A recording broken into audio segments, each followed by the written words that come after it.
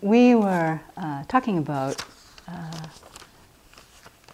an inspiration I had received from studying The Heart of the Path by Lama Zopa Rinpoche, in which he's teaching on Guru Yoga.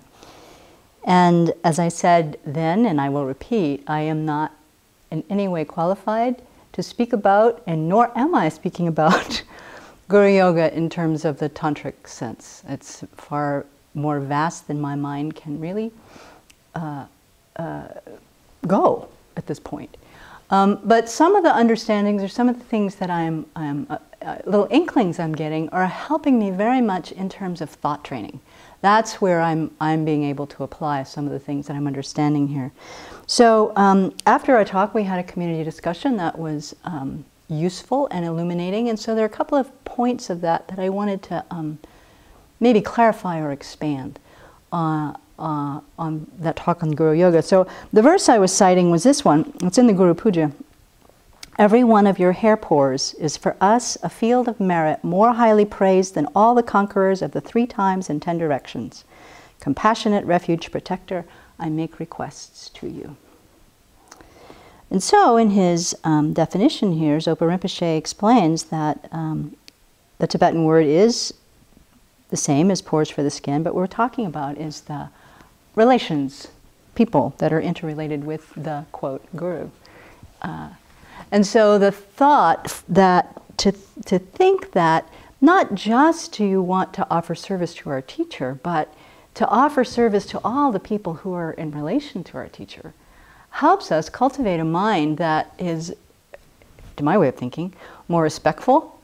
And if I'm doing it really consciously, it helps me to realize that I really can bring everyday activities in relationship with the people around me as practices of generating merit, of creating virtue in that way.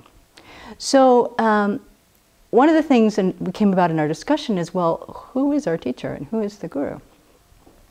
And ultimately, if we're even the least bit curious about Buddhism at all, if we admire any of the aspects of what the Buddha teaches, who's our teacher?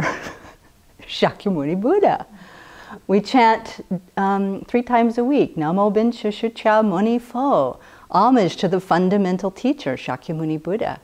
And so no matter where people are with, you know, do I have a teacher, do I not have a teacher, who's my root guru? I mean, this is a question that burns in people's minds.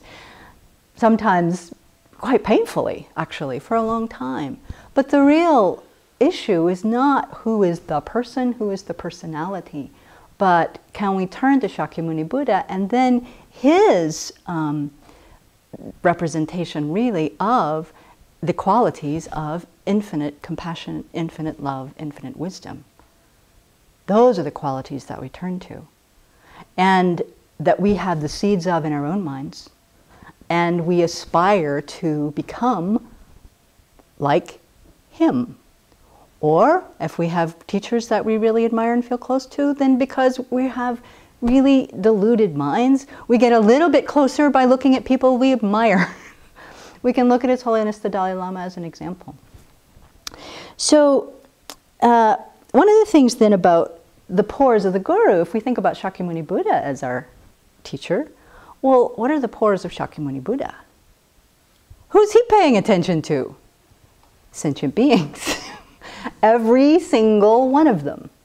So if I'm trying to create merit in relation to every single sentient being, well then my day-to-day activities transform completely. Then I really am practicing recognizing every single being as as someone that I want to create virtue with, I want to be kind to, I want to cultivate my patience in relation to. So when Geshe Sopa was here a few years ago teaching, we were so fortunate to have him when he was still able to travel. He was teaching on patience from Shantideva's Guide to a Bodhisattva's Way of Life. And he shared an analogy which has really stuck with me about why we should bother to develop patience, why we should bother to be kind to sentient beings, especially the ones that are difficult.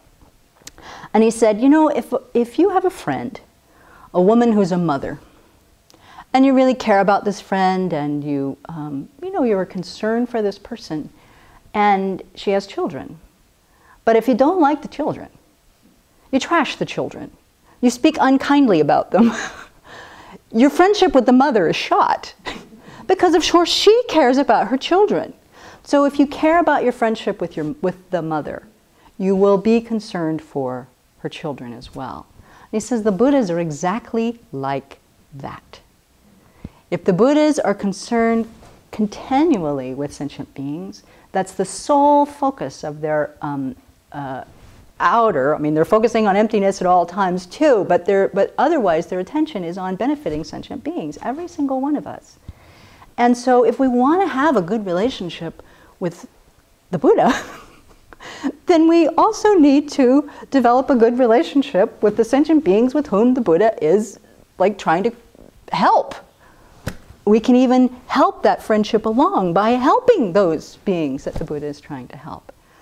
And so in that way, we can take this analogy, I think, of the pores of the Guru and expand it as a mind training practice that helps us, well, it just helps us overcome whatever habits we have of not wanting to care for sentient beings, which we have, and transform that habit into wanting to be like the Buddhas, wanting to be like our teachers, wanting to therefore cultivate our relationships with them by developing relationships with the beings with whom they have care, persons they're taking care of and looking forward to. So I don't think that's Guru Yoga in the technical sense by any means, but in a way it is, because we're also trying to develop our minds in the way that our teachers are guiding us. So everything that we can do to cultivate our love and compassion, wisdom, develop our patience, to care for one another, is of benefit to ourselves and to every living being.